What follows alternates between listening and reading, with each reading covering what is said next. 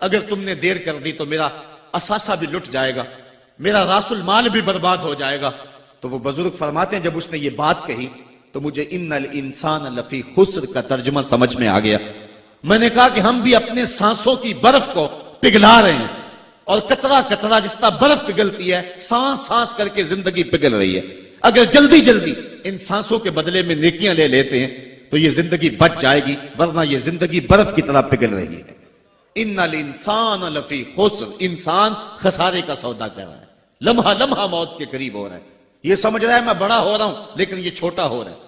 جب گنتی الٹی شروع ہو جائے تو کام جلدی زیرو پر آ جاتا ہے۔ کسی کی 60 سے، کسی کی 70 سے، کسی کی 100 سے گنتی الٹی شروع ہے، اور لمحہ لمحہ ہم موت کی طرف بڑھ رہے ہیں۔ یہ انسانیت کا خسارہ ہے۔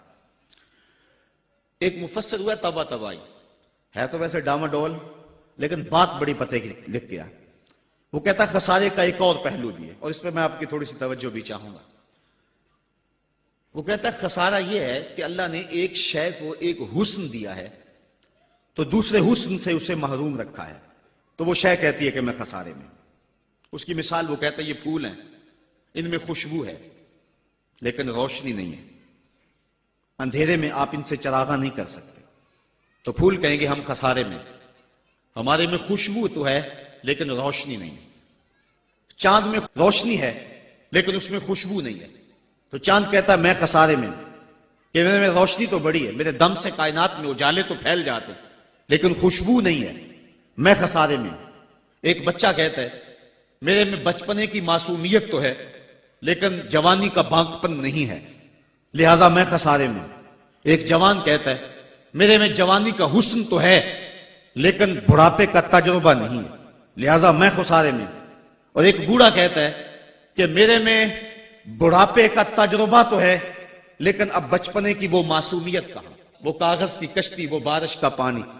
اور اقبال کہتا ہے، آپ کے شہر اقبال میں آیا ہوں، وہ کہتا ہے کہ جنبش زنجیر در سے لطف آتا تھا مجھے، وہ کنڈی بھی ہلتی تھی تو اس سے بھی لطف آ جاتا تھا، آج تو نغمے بھی نہیں نہ بہلاتے، لیکن اس بچپن میں کنڈی کے ہلنے سے بھی لطف آ جاتا تھا تو غم بھول جایا کرتے تھے۔ وہ کیا کسی نے کہا تھا کہ اپنے جل جانے کا بھی احساس نہیں تھا، جلتے ہوئے شعلوں کو چھیڑا کرتے تھے، اب تو ایک آنسو بھی رسوا کر جاتا ہے، بچپن میں جی بھر کے رویا کرتے تھے، اب تو وہ رونے کا حسن بھی نہیں نہ رہا۔ تو کہا کہ میرے پاس بڑھاپے کا تجربہ تو ہے لیکن بچپنے کی معصومیت نہیں ہے، لہٰذا میں خسارے میں ہوں۔ ایک شب زندہ دار کہتا ہے کہ میرے پاس سحری کے آنسو تو ہیں لیکن علم کا بانکپن نہیں ہے، اور ایک عالم کہتا ہے کہ میرے پاس علم کے کمال تو ہیں لیکن تہجد کے سجدے نہیں ہیں، لہٰذا میں خسارے میں ہوں۔ بلبل کہتی ہے میرے لہجے میں تو حسن ہے لیکن میرے بازوؤں میں طاقت نہیں ہے، لہٰذا میں خسارے میں ہوں۔ شیر کہتا میرے بازوؤں میں تو طاقت ہے لیکن میرے پر نہیں ہے کہ میں اڑ سکوں، لہٰذا میں خسارے میں ہوں۔ کوئل کہتی ہے میرے لہجے میں تو جادو ہے لیکن رنگ میرا کالا ہے، لہٰذا میں خسارے میں ہوں۔ مور کہتا ہے میرے پروں میں تو حسن ہے لیکن میرے پاؤں بدصورت ہیں، لہٰذا میں خسارے میں ہوں۔ تو وہ کہتا ہے کہ کائنات کی ہر شے کسی نہ کسی طرح خسارے میں ہے، لیکن پھر کہتا ہے اگر تمہیں شوق ہو کہ ایک ذات ایسی بھی دیکھیں جس میں خسارہ نہ ہو تو آؤ مدینے کی گلی میں آ جاؤ۔ حسن کی ساری شوخیاں، جمال کے سارے کریمے اور حسن کا سارا بانکپن اگر ایک ذات میں دیکھنے کا شوق آ جائے، حسن یوسف دم عیسیٰ ید بیضا داری، ہما دارند آنچ خوباں تو تنہا داری۔ کائنات حسن جب پھیلی تو لا محدود تھی اور جب سمٹی تو تیرا نام بن کے رہ گیا۔ اگر یہ شوق ہو کہ کائنات کے سارے حسن ایک پیکر میں دیکھیں تو کہا اس کے لیے میں نے ایک محمد ہی بنا دیا ہے۔ سارے حسن ایک پیکر میں آپ کو ملیں گے، سارے کمال اور سارے جمال اور سارے عروج اور ساری عزتیں اور سارے مراتب آپ کو ایک ذات میں جمع ملیں گے، اور محمد ہوتا ہی وہ ہے جو مجمع کمالات ہو۔ تو کہا کہ یہ ہے ایک خسارے کا پہلو، اور کائنات میں ایک ہی شخص ہے جو خسارے سے بچا ہوا ہے۔ اب جو اس ذات سے وابستہ ہوگا وہ بھی خسارے سے بچ جائے گا۔ الا الذین آمنوا، جس کے ہاتھ میں یہ دامن ہوگا وہ خسارے سے بچ جائے گا، ورنہ خسارے سے کوئی بچ نہیں سکتا۔ نہ دولت بچا سکتی ہے، نہ اقتدار کی بچھی ہوئی مسندیں خسارے سے بچا سکتی ہیں، نہ کوئی اور انسان کو دنیاوی کمال خسارے سے بچا سکتا ہے۔ اگر خسارے سے بچنا ہے تو ہاتھوں میں دامن مصطفیٰ لینا ہوگا۔ وہ کبھی آپ نے دیکھا ہوگا، اب تو وہ دور بدل گیا ہے، وہ چکی ہوتی تھی جس میں وہ گندم پیستے ہیں، مختلف چیزیں، تو اس کے دو پتھر ہوتے ہیں، ایک نیچے والا ساکن، اوپر والا متحرک، تو درمیان میں اس کے ایک کلی ہوتی ہے جس کے ارد گرد اس کو گھماتے ہیں، تو وہ جو دانے ہیں وہ درمیان خالی جگہ میں ڈالتے ہیں، اس کو گالا کہتے ہیں، اس میں ڈالتے ہیں اور پھر اس چکی کو گھماتے ہیں، تو جو دانے اس مرکز سے، اس کلی سے ہٹ جاتے ہیں وہ پس جاتے ہیں، اور جو اس کلی سے لگ کے رہتے ہیں وہ بچ جاتے ہیں۔ کہا محبوب مجھے قسم تیرے زمانے کی، انسان خسارے میں ہے، الا الذین آمنوا، بچے گا وہ جو تیرے دامن سے لپٹ جائے گا۔ اور یہ میں مفہوم ایمان کا جو آپ کے سامنے دامن مصطفیٰ سے تمسک اختیار کرنا، یہ میری جذباتیت کا کمال نہیں، حقیقت ہی یہ ہے۔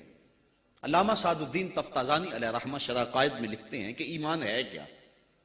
آپ فرماتے ہیں الایمان ہی تصدیق بما جاء بہ النبی صلی اللہ علیہ وسلم، حضور کے علاوہ ایمان ہو ہی نہیں سکتا ہے، یہ ممکن ہی نہیں ہے۔ اور یہ بات بھی ذہن میں بٹھا لیں کہ حضور سے ذہنی تعلق کا نام ایمان نہیں ہے، حضور سے قلبی تعلق کا نام ایمان ہے، اور یہ میرے مسلک کی پہچان ہے۔ صرف ذہنی تعلق کا نام ایمان نہیں ہے، قلبی تعلق کا نام ایمان ہے۔ اس کو مزید سہل کروں تو حضور کو نبی جاننے کا نام ایمان نہیں ہے، نبی ماننے کا نام ایمان ہے۔ ورنہ کتنے لوگ تھے جانتے تھے لیکن ایمان نہ لائے۔ الذین آتیناہم الکتاب یعرفونہ کما یعرفون ابناءہم، جن کو ہم نے کتاب دی وہ ایسے جانتے تھے جس طرح بیٹوں کو جانا کرتے، لیکن اس کے باوجود ایمان نصیب نہیں ہوا۔ ایمان جاننے کا نام نہیں ہے، ایمان ماننے کا نام ہے۔ پھول کو بلبل جانتی نہیں مانتی ہے، اگر مانتی نہ ہوتی تو پھول کے گرد رقص بسمل کے تماشے نہ کرتی۔ شمع کو جانتے سارے ہیں لیکن مانتا صرف پروانہ ہے۔ تو ایمان جاننے کا نام نہیں ہے، ایمان ماننے کا نام ہے۔ اور جہاں تک جاننا بمانا ادراک ہے تو وہ تو آج تک میرے رسول کو کوئی جان ہی نہ سکا۔ سب سے زیادہ قربت تو حضرت سیدنا صدیق اکبر رضی اللہ تعالی عنہ کو حاصل تھی، ان کو بھی کہہ دیا یا ابا بکر لم یعرفنی حقیقتا غیر ربی، سفر و حضر میں میرے ساتھ رہے ہو، سن لو میری حقیقت کو میرے رب کے علاوہ کوئی بھی نہیں جانتا ہے۔ بلکہ ایک مقام پہ فرمایا لی مع اللہ وقت